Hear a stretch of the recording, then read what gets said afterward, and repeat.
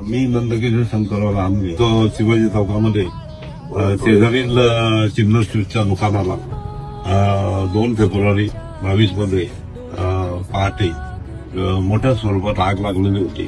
स्वीटचं दुकान असल्यामुळे ती आग इतकी पसरलेली होती का तिथे कुणीही जाऊ शकत नव्हतं असं वातावरण निर्माण झालेलं होतं.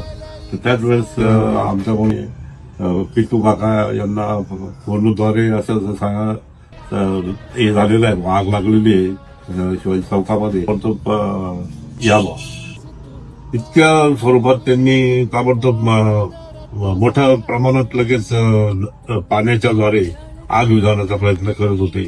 आणि त्यांनी त्याच वेळेस राजाभाऊ वाजे खासदार हल्लीचे त्यांनी सुद्धा स्वतः उभे राहून दोघांनी पुढे आग जास्त पसरू नये म्हणून प्रिकॉशन घेतलं. आणि फार मोठ्या स्वरूपात म्हणजे मी तर म्हणतो आमच्या दुकानाचे कमीत कमी 1-1.5 कोटीचे नुकसान त्यांनी वाचविले याच्याने.